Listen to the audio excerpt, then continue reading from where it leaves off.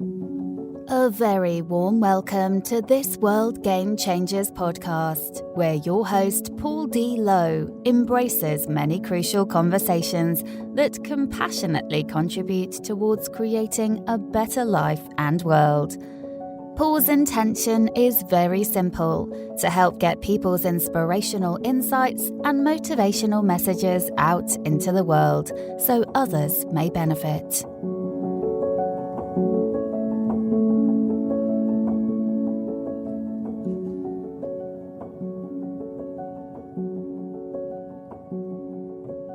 Hello, world game changers in the world, wherever you may be. What a different type of podcast this one is. We're titling it Angels with Dirty Faces.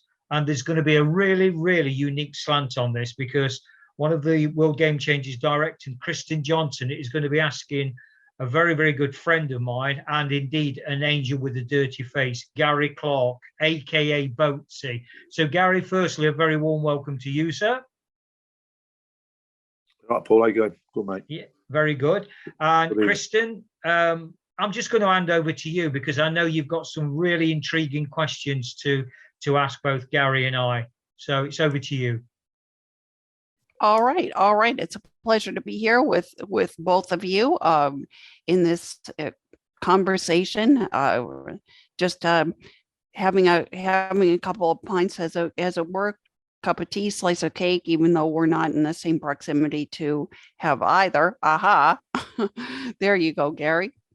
So I guess the first thing I'd like to ask you is about your respective childhoods. And I know that you both have written quite a bit about that and done podcasts, but one of the things that I've been thinking about is as kids growing up in Nottingham, what were your earliest memories as kids? Because I think those things are pretty formative. I would say terraced houses and cobbled streets in old inner city of Nottingham, in Slenton, where I was born. Got my own granddad living on the street next to me. Cobbled streets and terraced houses, rows and rows of them, in the inner city of Nottingham.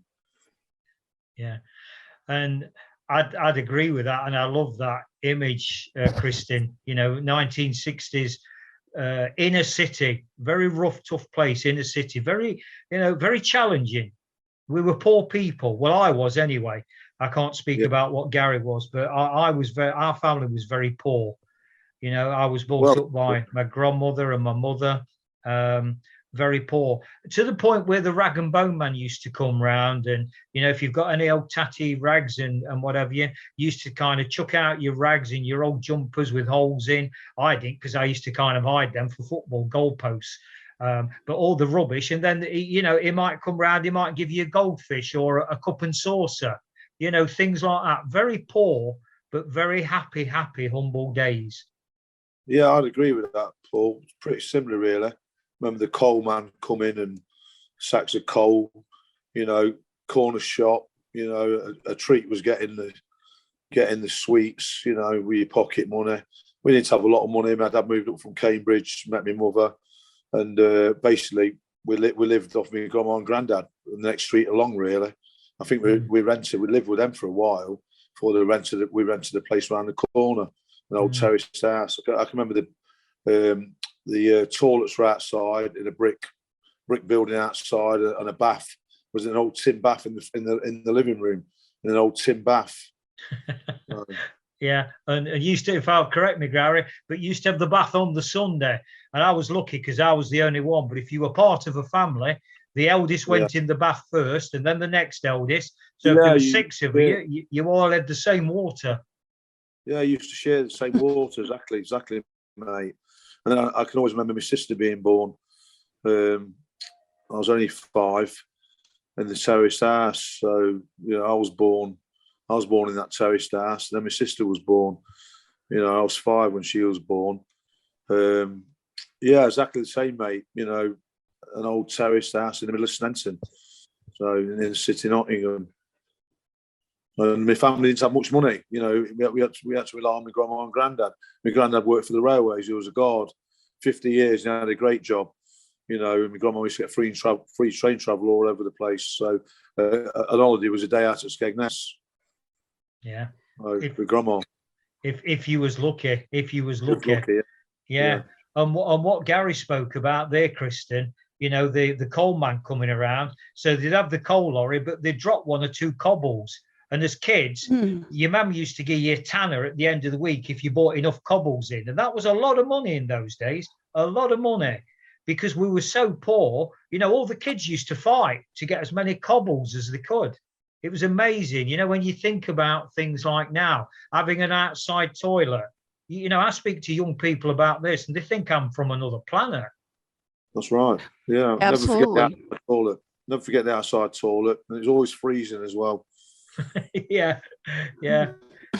So very humble days, Kristin, very humble days. But do you know what, Gary, I'm sure you'll agree with this. You know, there was that sense of family togetherness. You know, there's that sense of community that binded you together, wasn't there? That's right. I mean, with my grandma, I absolutely adored my grandma. She'd always treat me.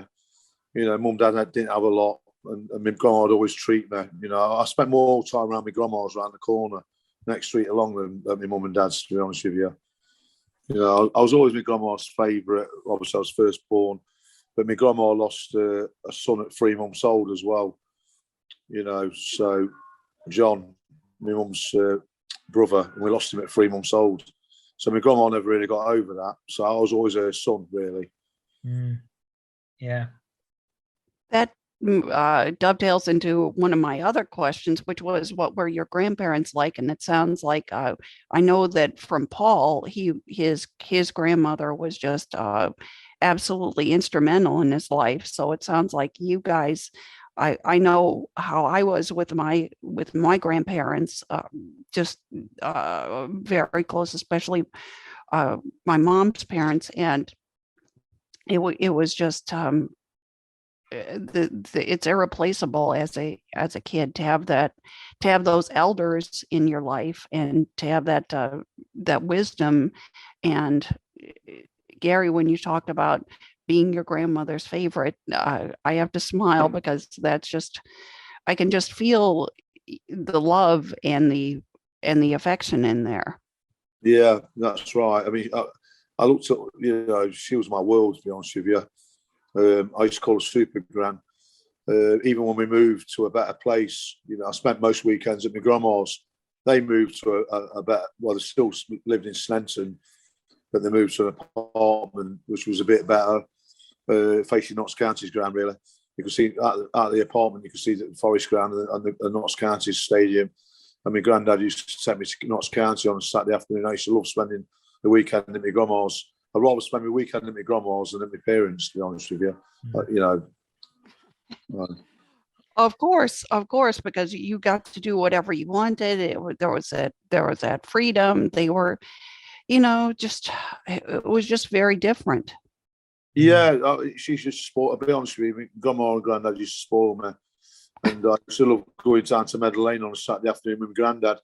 You know, and my granddad was a big football fan, so you know, I'd get the bus on my own at 6 or 7 over across the city, spend the weekend with my grandma and granddad. I used to love it. You know, that was my world at that time. And just building, Kristin, on what Gary said there. I mean, my mother was one of 3 sisters, and I was the only one in my family. Apparently, my mother had a girl before me, and she died at early age. Kim was the name. So you know, I would have had a sister, but I didn't. But my cousins totaled 13. So there was an 8 from one of the sisters and a 5. You know, in those days we used to joke, "Oh, you haven't got a telly," and that's why there were so many kids. And certainly where I come from, there was a large Irish population, you know, big families. That was the norm, you know. That's right. That was the way. But certainly in my own, what Gary's speaking about there, about being his grandma's favourite, so was I. And it created so much resentment amongst my cousins that we was always in fights, even with the girls. In fact, I used to fear fighting the girls more than I did the boys, because the boys were straight fighting, punching. With the girls, you never knew what they'd do next. They'd pick a shoe Right, up. it did cause a lot of jealousy, didn't it? Yeah. My grandma was one of 9 sisters, you know, so Wow. there was a massive family, you know, and like it did cause resentment later on, sort of thing, when I started growing up a bit, because I was always my grandma's favourite. It did cause resentment. It did cause resentment with my dad as well, to be honest with you, because I was, you know, and my granddad as well, you know, because later on in life, when I was growing up as a teenager, I was just, my grandma just looked after me all the time, and my granddad started to resent it, really. You know what I mean? Same with my sister. When she come into the world, when she growed up a bit, I was always the favourite, and my grandma used to spoil me rotten. You know what I mean? So it did cause resentment and jealousy. Right. I bet it did, and it's just you think that there's more than enough love around, but I know that sibling rivalry is something that everybody has to deal with. It doesn't matter where you come from, how much you have. It's just something that we all have to deal with growing up. That's right. And be honest with you, like Paul will say, we didn't understand that at that time. You know, it's only later on in life that you understand. You understood it then. You know what I mean? At the time, you didn't know. You wouldn't see it. You know what I mean? Right. Absolutely. And you can become better friends when you're growing up. After you've grown up and you get older, things hopefully get smoothed out and so on. And it's, my mother often said to my sister and me that, no one else, we are closer than anyone else in our family because no one else has our exact DNA. And that's really, really powerful. But so it's definitely a bond. But getting back to grandparents, there's, I don't know, there's just the wisdom of the elders. I think we are maybe losing something. Do either of you think that kids today really understand, the wisdom of that elders, maybe don't have that in their life the way that you do? I obviously I don't want to speak for everybody, but do you think it's a generational thing? I think kids, it's far too easy for kids these days. I take everything for granted, I think, a bit more, you know what I mean? It's not like it was back in the day, like, people that have money, like Paul said, the families didn't have too much money in them days, but these days, I think things come far too easy these days. I mean, I know my grandma spoiled me, you know what I mean? But these days, the kids get everything they want straight away, don't they? You know what I mean? They do, Gary, but I think also that's not the kids' fault. They've been born into a generation where the goalposts have moved. I mean, I think you and I, from our particular age group, we're the kind of last line of that particular culture, because when things started getting into the 70s and started getting more liberal, particularly within schools, and more relaxed, was that due to the hippie movement, free love of the 60s? I don't know. That's another conversation altogether. But, I look at, young people today, and I have loads of conversations with them around the world, as you know. They've been born into a culture that actually is probably not their fault. They're dealing just as we was in our day, Gary, but with a different set of circumstances. They're making the best of what they can, I think. And that's something that stood the test of time, whether we go back hundreds of years or, even today. We adapt, don't we, as kids, to try and make the best as we can. Yeah, of course you do, mate. Yeah. Well, let me ask you, what were some of the challenges, other than the poverty and things like that, and growing up in the inner city, that you all had growing up that kids really, really don't have today? I mean, I think they have different challenges today. We just got through 2 years of the pandemic, and kids not being able to go to school and things like that, and just all the things that are going on. And of course, there's the global inflation and lots of problems, political divides in different countries. Don't even get me started on that. But I think maybe there were different challenges when you guys were growing up. Yeah. I was listening to the radio today, and kids are falling behind at school. A lot of kids, they never had so many kids that need extra help at school these days because they miss a year of school because of the pandemic. So they're all playing catch up. And there's that many kids, it's on the radio now, wanting extra lessons and extra, reading and writing, and they missed out on all the school. But I can remember school being happy in the inner city. It was a happy place. I quite enjoy going to school in the inner city, primary, infant school and that. You know what I mean? And these days, these kids now, like my son now, they've missed out of nearly a year's schooling, haven't they? And they're playing catch up, and it's affecting their. It's going to affect them in the long term. We said it on the radio today in Nottingham. Mm-hmm. Here too. Here in the United States too. Yeah, all over the world, really. I think it affects everyone all around the world. But to speak to your question, Kristin, what you ask around, the biggest challenge, and if we can kind of, Gary, from our point of view, sealing this off to the age when we got to about 14. I mean, obviously, I'm a little bit older than you, so I reached 14 before you did. But if we can use that as a cutoff before we then go on to a next chapter, because for me that's significant. And I don't think Gary went through this because I think, despite us, the commonality that we had, apart from love of football, was the fact that we was very, very poor. But I was introduced to something at the age of 8 called violence. And from 8 to 14, my violence was extreme at the hands of my stepfather. That's where I understood. Well, actually, I didn't understand, but I become embroiled in violence, sickening violence at the hands of my stepdad.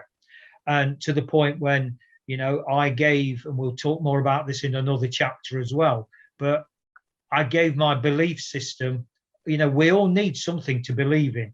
And for me, it was Nottingham Forest Football Club. And as I say, I know we'll speak more about that in future chapters because Gary and I think it's fair to say we have reputations for being Reds, Forest boys.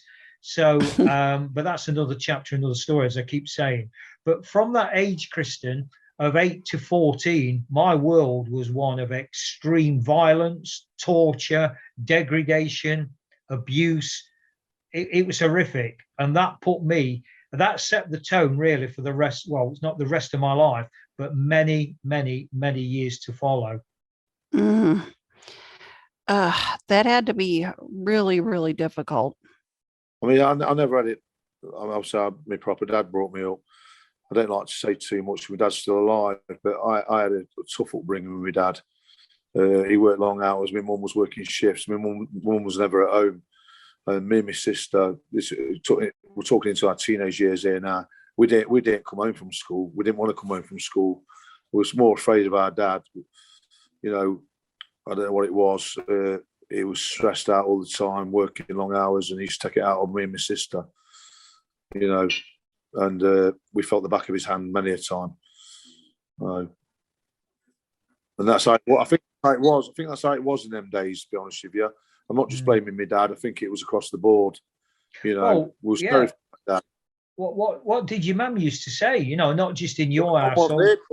My mum wasn't there. She was working at Port Farms, working shifts. She's gone at 2:00 in the afternoon while I was at school, and never used to come home till 9:30 at night, and we was already in bed. So my mum never saw any of this. But what used to happen, not in my family, but in families, that saying that mothers used to say to the kids, particularly the lads, right, wait till your dad gets home, you're in for it. And that was enough because the old man used to not, from the kids that I grew up with, used to say very few words. But that threat from your mother, right, wait till your dad gets in, I'm going to tell him all about this. Then you were terrified. Your dad didn't have to do it, just raise his voice. I didn't have a dad, but I saw this with my mates in being involved in their families and that threat. I know what you're saying, but we idolised our mother, and we couldn't wait for our mother to get home. And like you said, I didn't really see much of my mother during the day and all week really, because I was in bed time she got home from work, and I only seen her in the morning before I went to school. And basically, we clung on to our mother really. We shouldn't really say too much because my dad's not very well at the moment. But you know, I was terrified of our dad anyway. So, you know, we used to cling on to our mother. We wanted our mother to be there more. You know, we missed our mother, really. She worked all these hours, you know, and we missed her during our childhood, really. You know what I mean? She didn't have to say anything. We was just terrified of our dad anyway, to be honest with you. My sister will back me up on this one. I want to share something, Gary, with you. And this is, as I say, in another chapter, we'll dive into football and we'll dive into particularly Nottingham Forest. But I just want to share it with this one. Can you remember a player called Tommy Jackson? No, I can't actually, no. Irish international, played number 11 for Forest, early 70s. Anyway, so I was at a grammar school, an all-boys grammar school, started in 1971 as an 11-year-old. And I went 3 years where one of the teachers actually thought my name was Tommy Jackson, because I was hardly ever at school. Because of my home life, I spent most of my time on the streets with a football, either with a girl or a football, because that was my life. And anyway, this one particular day, I went into, it was an RE, religious education session. And I can remember the master, we used to call them masters. This is a very traditional all-boys grammar school in the middle of Bestwood, up on the hill there, Gainsford Crescent. It's not there now.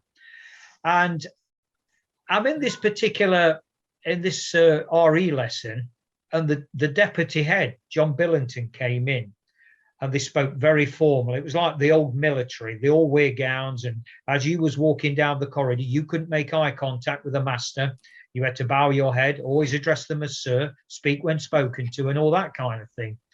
What was going off in my home world, I was absolutely a rebel. So I went in Levi jeans, I went in Doc Martens, and I'm in the class the one day, and John Billington, the deputy head, came in and said to Mr. Hamer, "I've come for Lowe to take him into detention for misbehaving and fighting." So Tommy Hamer, who was an old war veteran, and he said, "I think you're mistaken, sir. We've got no boy called Lowe in this class." "Yes, you have, sir. That's him over there." "No, you're mistaken, sir. His name is Tommy Jackson." Well, you can imagine all my mates, they just burst out laughing, because this joke had been going on for 3 years. And the RE teacher, Mr. Hamer, thought my name was Tommy Jackson. When John Billington, the deputy head, you can imagine, I was waltzed down to his office. They talk about 6 of the best. I don't know how many beatings I got from the cane and the slipper and the strap in his office that day. If anybody in school did that nowadays, they'd be sacked and they'd probably be imprisoned. I'm sure they would be. And, you know, it's definitely a change of culture. I mean, the discipline, we can talk about discipline and what's lacking and what's not, and what's the changing, but everything. Yeah, the caning, I don't know about that. That's kind of, that's definitely a little extreme, but for sure. Yeah, I got the cane several times at secondary school.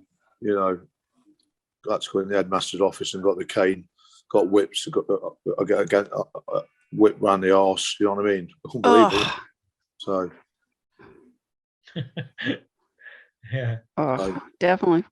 Definitely glad we no longer do that. Well, yeah, it's the same with your parents, isn't it? You know, you like. I mean, as many a time I got a slipper off my dad and back of his hands. You know what I mean? You know, and cowering in the hallway. He used to go to my room crying. I had to stop in my room. You know, you can't. You know, it's unheard of these days, isn't it? You know what I mean? You can't do it. Same in school. You can't whip a child in school. You know what I mean? Absolutely not. That would be absolutely. That would. I'm sure some of these teachers used to enjoy it. You know what I mean? So. Yeah.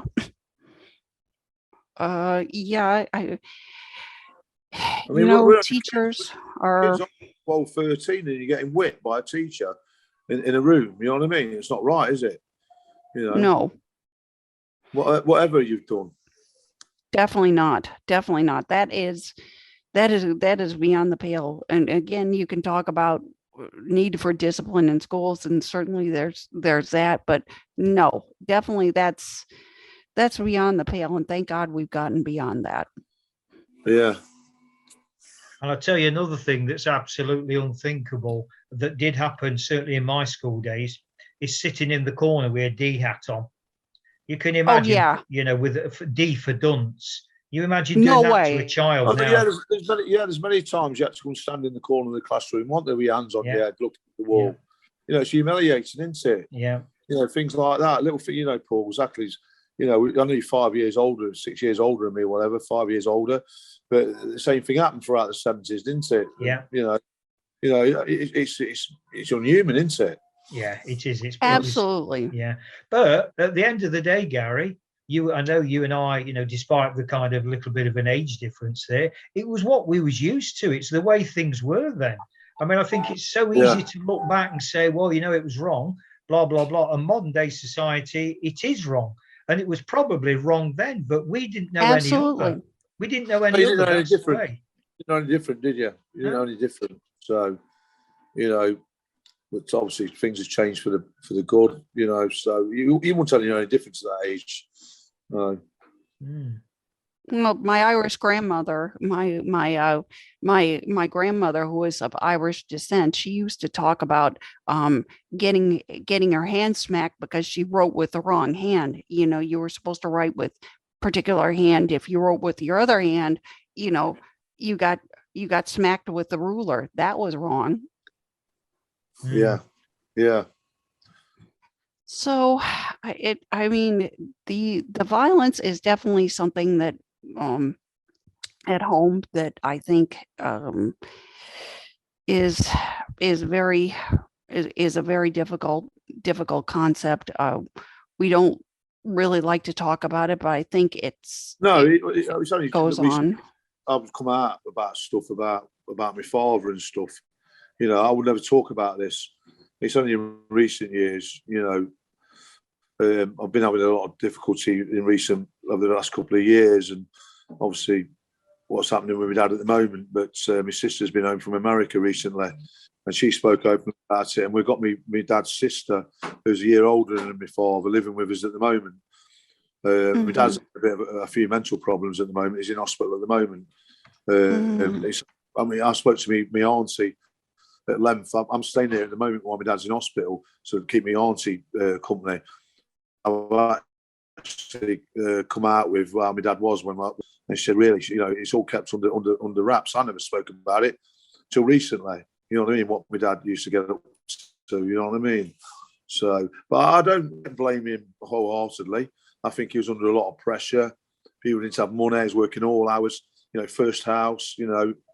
Threat of losing the house, first mortgage. It must have been under extreme pressure. So, but I've only just spoke to my auntie last week or so how my dad was with me and my sister, and she can't get her head around it. She can't believe it. But because he's in hospital at the moment and going under a bit of a mental breakdown, I've actually come out of it. You know what I mean? Yeah, that's very difficult for your family. I mean, no matter what that was like in your childhood, it was horrible. It was torture, to be honest with you. I mean, I'd stay out as long as I could, playing football all day long with my mates after school. I didn't want to go home. You know what I mean? I dreaded going home. I tried to stay out as long as I could for when my mum got home. You know what I mean?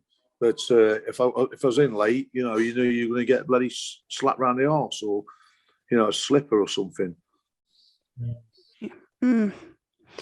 That is, and how many kids are dealing with that, as we speak? I think the awareness is more there of what some kids are dealing with. Mental health, it's more out in the open, isn't it? Because mental health, we didn't have any mental health problems a few years ago, did we? In the workplace. But now, the company I work for, Mark Oakfield Construction, when I first started there, nobody was bothered about mental health. You'd have problems at work. You'd expect it to go to work. No excuse. You can't be off, because you're feeling down or anything. But these days, people look at it different. You know what I mean? And mental health's a big thing in Britain, or probably is in America as well. Yes.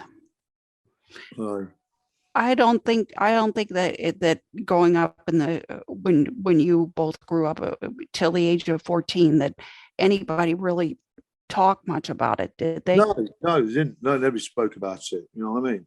Nobody grasped it, did they? And that speaks to something that I was certainly brought up as a kid, is like, big boys don't cry.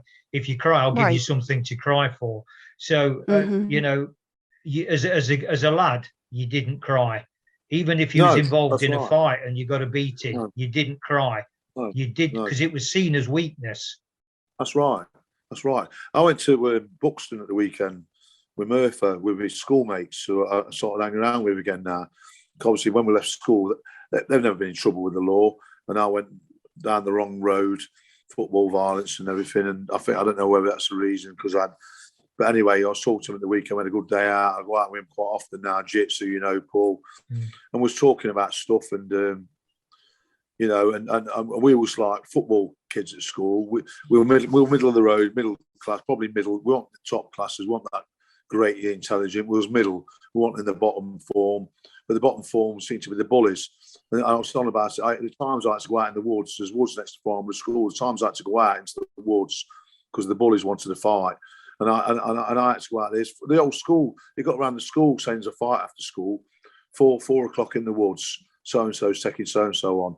And I had about 3 or 4 fights in front of 400 classmates, in the woods, and at the chip shop at lunchtime, the bullies had come looking for you, you know what I mean? And at times I had to stick up for myself. And I was on about this on Saturday in Buxton. I said, to be honest with you, I didn't lose a fight. I'm not being big-headed. Wow. I didn't lose a fight because I stuck up for myself, Paul. And I think, like you say, big boys didn't cry. So, I stuck up for myself. I started to get a bit of a reputation. I thought, hang about, I can handle myself. I'm not bowing down to the bullies, you know what I mean? Yeah. Right. And the other thing, Kristin, of note on that is, when we did have them fights, there were no blades. There was no weapons. It was fisticuffs. No guns. No guns, no knives. It was just a good old-fashioned punch-up. If somebody went down on the floor, they had enough. That was it, end of the fight. They pick you up and that's it. Get on. You got blood, go home and clean yourself up. But don't cry, like Paul says. You don't show emotion. If you lost, you lost.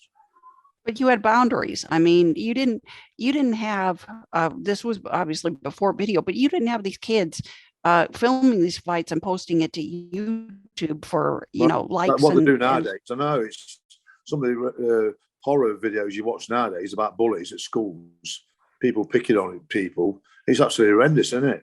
But it went on in them days, didn't it? But obviously, there was no video evidence, or there was no evidence, and it was like your word against their word with the teachers. You know what I mean? So you had to go and settle it. You settle it out with fisticuffs. You know what I mean? No. I will say one thing humorously around that old conditioning of big boys don't cry, and I know you can identify with this, Gary. It stood us in good stead for being Forest supporters in later years. The bloody heartbreak that we went through. Yeah. What was it like for both of you? The first time you picked up a cricket bat or kicked a ball on the football pitch? I mean, that had to be a kind of an outlet to whatever was going on at home. Yeah, we just used to love playing sports, and that was the outlet. I was quite good at football at school. Played for the football team. That was the to get out of the way of all this. Playing sports at school. Used to love it. We were talking about this at the weekend with my schoolmates. We was all in the same football team. We had a good football side, and that was a relief. That was getting out of all this nonsense with the bullies and the fights at school. Used to love playing for the school football team and school cricket team because we was all good sportsmen. All my mates at school were quite good sportsmen, and that we was like this sort of in crowd. It was good at sport, so we stayed out of the way of the bullies. You know what I mean? As well, that was our release. That was our way of keeping out of the way. Well, don't a lot of kids do that as, they join sports or they become class clown or whatever to resist that harassment and the bullying and sort of just socially fit in? Yeah, that's right. Yeah, you're decent at sport. You get into the football team or the cricket team, and then you get a bit of a reputation to be a good sportsman. You know, and people start to look up at you then, don't they? You know what I mean? That's a way of getting out of it as well. You're right. Mm. You know, I wasn't great academically at school. You know what I mean? I was average. You know, but you had people that were very clever. They didn't. You know, it's very rare you got somebody that was great at sport and very clever as well. To be honest with you, you know what I mean? So. Yeah, no, also nowadays they have all-star academics and athletes, and they have this whole thing about, well, you know, you have to have a GPA and degrees and everything. It's still changed, hasn't it, really, from the 70s and 60s. You get all these sports degrees, diplomas, sport. I think it happened big in America before Britain, to be honest with you, didn't it? You know, Probably. people come over, they're good at sport in Britain, go over to America for scholarships and everything. So it's all changed, hasn't it, since our day? Absolutely, definitely. Cottage industry, for sure. It's certainly a different, no pun intended, but it's certainly a different ball game. Because I think, you know, certainly when we talk about football and look back, you know, kids were hungry in those days. Kids were really hungry. And I can remember for many years, even as a youngster before the age of, you know, a real youngster before the age of 8, when things dramatically changed for me then, when my mother remarried you know, the beast, as I called him. But, you know, there was that desire, you know, although we was poor, there was me, my grandma, and we had a little dog called Rocky. And me and Rocky, he was the defender because all he wanted to do was chase the ball and get his teeth into it and pop it. So I was the attacker on the backyard where we lived on Leybourne Drive. And my job was to put the ball, what I thought was the net, because we had the clothesline and we had the edge. And so I'll be dribbling round and Rocky'd be, you know, he was my world. Rocky was my world. And he just wanted to get his teeth. So he was the defender and I was the attacker. But, you know, even simple things like that, creatively making his own fun. And sometimes when I didn't have a ball, I had a tin can. Yeah. We'd spray a goalpost on a brick wall, you know, or you'd have your jackets, wouldn't you, as goalposts.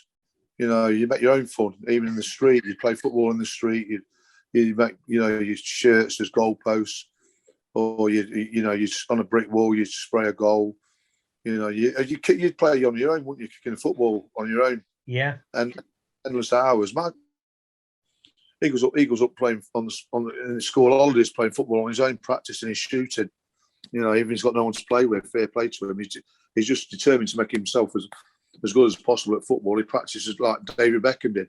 He practices hours and hours on end. That's good. Yeah. It's interesting how football, Gary, you know, at that very, very early age, gave us a sense of identity. And I think identity is something that we, you know, we'll really speak to Kristin in chapter 2.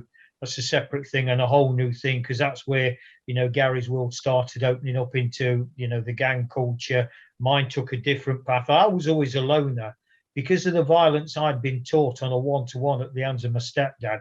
My violence took a different path, because I was a very, very, very angry young man. Well, don't you think that with that kind of domestic violence or abuse, the kids that go through that, at least as I understand it psychologically, from what I've read and things I've seen on television, don't they keep to themselves? I mean, isn't that kind of, you don't want anyone to know? Yeah, you probably hit some. I mean, I've never deeply thought about it, but you know, was the shame, was the guilt? I don't know. I don't think so. But you know, somehow, I mean, I still think even now, naturally, I am that, and people find this very hard to believe. But that very quiet loner, that's who I naturally am, and people really. I mean, it's making, you know me quite well, Kristin. It's made you smile, but that is the reality, because I prefer that silence and that solitude. Or the people that are around are the people I deeply trust. You know, I room with Gary when we go away. It's great because I trust him. Perfect. And I've got a lot of respect I can see for him. You know, there's a lot of synergy between us, not just because of our upbringing and the fact that we're both, you know, forest boys and all that kind of stuff. There's a natural connection between us. And I've got, you know, by my own choice, I've got very few people in my life like that. And that is my choice, because I don't want to do the gangs. I don't want to do the big numbers. Yeah, I'm the same now, Paul. I've done the gangs. I've done the big numbers. I've got my close friends, you know, close to me now. I don't like being in groups. You know, I've got a handful of friends that I knock around with. I don't like to see. I don't like gangs. I don't like packed pubs, to be honest with you. I prefer my own close friends, and you know, I don't like walking around in big gangs anyway. You know, I've got my personal friends I've got known for years, and like, I've done all the gangs, going to football and everything, and I don't like it. I don't like being in a big crowd. Exactly the same. I hear that. Any further questions, Kristin, as we look to wrap this first chapter up, or maybe it's time to hand over to Gary to sum up with, you know, any thoughts you have, Gary, about, let's say, the first 14 years, any memorable moments or happy moments, sad moments? I mean, I went off the ropes at 15, 16, as soon as I left school. And, you know, I did get bullied at school, you know, and I stuck up for myself. And I don't know, I'm not making excuses, but I went down the wrong side of the law. And I don't know whether it had a psychological effect on me, that I came out of school, I thought, I'm not going to take any shite anymore off anybody, you know, and I'm going to stick up for myself. Somebody says something to me, then, you know, I don't know, perhaps psychologically had an effect on me. You know what I mean? And, you know, obviously the title of this, and we're going to, you know, this is part of the sizzler and the content for the book that we're going to co-produce, Gary, we're going to co-author, you know, and we both know that there's one thing in there that we're going to share in the book that we're not going to share on the podcast. So, you know, listeners, that's up to you to keep listening. But there's something that's going to be put on the table by me that's not been shared on, you know, before, and that's going to be in the book, and there's something by Gary, but we'll keep our powder dry on that. But I suppose, Gary, when you look back on it all, just by way of closing this first chapter out, you know, any regrets looking back? Not really, not too much. I mean, I did a documentary recently. It's just coming out on Channel 4 at the moment. It's being aired at the moment. And I didn't see last night's, but I did tell him, I said, I didn't have too many regrets. I just, some of the things I did was wrong. We know it was wrong, but we got caught up and we got swept away by the euphoria of the football and the clothes and the music and the fashion at the time. And it was a British subculture. Not making excuses. We all know it was wrong. We shouldn't have been fighting at football. But I want to meet the people I met these days if I hadn't gone the path I'd led. You know, I met some great people through football and travelling, you know, so, and then my mates to this day, I've got friends all over the world. If I hadn't gone the path I did, I wouldn't be the man I am today. You know what I mean? And we'll dive more into that, Gary, in chapter 2. So, Kristin, you know, chapter 2 is going to be about identity. What Gary's just done there is set up chapter 2 quite nicely. We'll be diving into that, as I say, around identity. Who am I? Because certainly as young men growing up and you know, youths growing up in the 60s and 70s, I was certainly very confused. And I think it was a time of transition in society, you know, the swinging 60s, the hippies, and there was, you know, this kind of glam rock coming in, and football was magical. There was this massive change taking place. That's right. And Britain was a violent place at the time, coming out of school. Britain was a violent place. You know, there was mass unemployment. It was hard to get a job. There was a lot of depression going around, and Britain was in, you know, a change. There was a miners' strikes. There was no work around, and youth had nothing to do at the weekend, and they attached themselves to, I don't know, sporting events, football and stuff like that. It was a way of getting out of the doldrums and being a bit of it, getting your own identity, really. You know what I mean? Very much so. Kristin, final thoughts to you, really, around, you know, how this sounds to you, because obviously there's so much diversity. Very easy for two old sweats like me and Gary to talk about the good old days, similar age, love of Nottingham Forest, love of Nottingham. But you as an American lady, you know, with a little bit of an age difference as well, how does this sound to you culturally or any respect, really? Well, two things come up for me. One, you guys are very honest about, you said big boys don't cry, but you've been very honest and candid about your troubles, about your struggles and things like that. And I think that comes off as very real. And it's something that I feel for you guys. And I also think that some of what's going on now, I mean, not to say that the 1960s and 1970s weren't turbulent, but I think something with what's going on now with the massive inflation and the crime rising around the world, certainly here in the US, it's become a big theme, big problem. It sounds as if some of the same issues are coming up. We teased today's youth. It sounds like we're living in similar times, and there's nothing new under the sun in certain respects. Like we said, there have been massive changes before, and I think that your experiences are something that that many people can relate to, and certainly there are things that will open many people's eyes, because maybe they have no concept of what it was like to go through that. So from my perspective, I totally get it. I feel like my upbringing as an American here in the States was different, but I just feel like in some respects there was some similar things, like being doted on by our grandparents and all that, and just I feel that even if you don't specifically know what someone's gone through, and you really can't. My grandmother had a saying, walk a mile in my moccasins. I think it's hard sometimes to walk a mile in someone's shoes, but it's worthwhile to try and understand. And I feel for you with the bullies, because there was certainly bullying when I was growing up, and I think that's something that we all have to overcome and learn how to stand up for ourselves. And I just take my hat off to you, Angels with Dirty Faces. I can understand that. I think you're right. The next 2 years, it's gonna be a big problem for these kids as well. It's gone full circle again, hasn't it?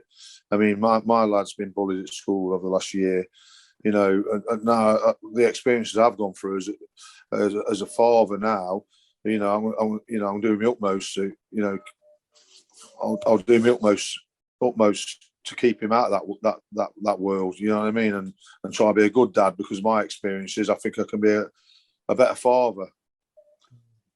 And that's the takeaway, isn't it? That some people say, "Oh, I had it tough, therefore you have to have it tough as parents." But I think some parents say that, but most parents, I think, want their kids to kids' experiences and kids' lives to be better than what theirs were. That's right. That's right. So we are vast experiences, and our knowledge and our experience, we can be better fathers, better parents, and then moving them away from this, you know, and make sure they don't go through the same experiences, and make sure they're okay in life. So, you know, that's a good thing to come out of it. You know, I'll do my utmost to make sure my son don't go through half the stuff that we went through. And you know what, Gary, just having him understand have a father who understands, having that support, having that empathy, and just saying, "Hey, I get you." That's everything to a kid, because they want structure, but they also want to feel understood. Yeah, that's right. That's right. You know, we'll do our utmost to make sure they're okay, and they you know, they get a good start in life, and they don't go down the wrong path. You know, don't go down the path I went. So there we have it, listeners. There we have it. I think that's a very fitting way to bring together this first chapter, this first part of this first interview.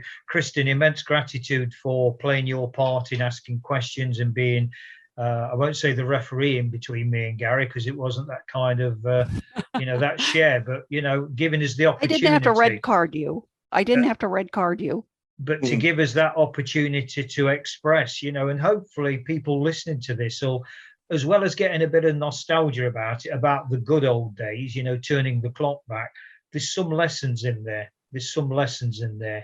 So I think that leads us nicely to kind of close it out here. And wait for the next chapter, which we're going to start diving in, chapter 2, around identity. So watch this space, listeners. And all that remains now is for me to sign off by saying, remember, the world's changing. And ask the question, how will you respond? Thanks very much for listening to this World Game Changers podcast episode. Hopefully you found it interesting and helpful. Drop a line to Paul at worldgamechangers.org with any thoughts or questions you may have, and he'll be more than happy to respond. Remember, the world's changing. How will you respond?